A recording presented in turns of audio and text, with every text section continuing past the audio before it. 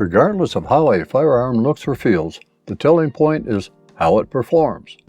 Watching Hickok 45 shoot the Kimber K6S and hitting the 80-yard gong with it several times told me two things. I am not Wild Bill Hickok, nor am I Hickok 45.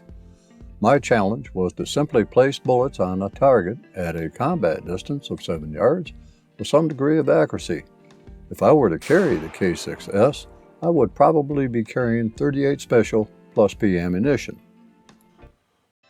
Fascinating is a word I use for the unexpected. While I'm not going to go into detail, I can say that shooting the Kimber K6S was a rewarding experience, in that I learned what not to shoot through this revolver. If I did my part, the K6S did its part, and I was able to keep the majority of rounds within where I aimed at the combat distance of 7 yards, although slightly to the right of point of aim. That could have been me or the sights.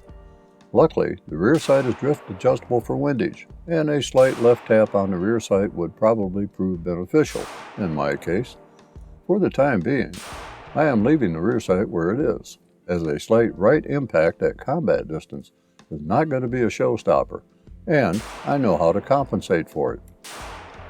Recoil is straight back into the hand, with the web of the shooting hand taking the brunt of the recoil. So, here is a brief rundown of the ammunition fired. Shooting the 158 grain semi-wad cutter hollow point ammunition was a breeze. Recoil, while stout, was highly manageable. The 125 grain plus P ammunition was, of course, a little stouter, and after a cylinder full, the shooting glove was put on.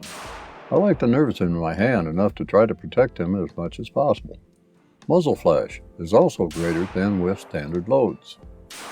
The 125 grain 357 Magnum is stouter almost to the point of being extremely abusive to the hand. The flame out of the front of the barrel is impressive, to say the least.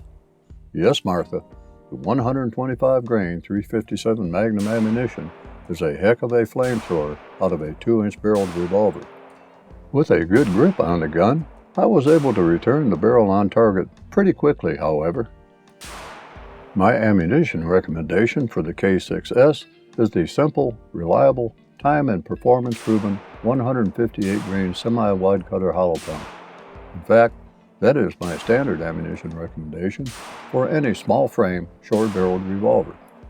The bottom line here is that a lot of velocity is going to be lost from standard velocity figures, and with a short barreled revolver, ammunition choices may be critical.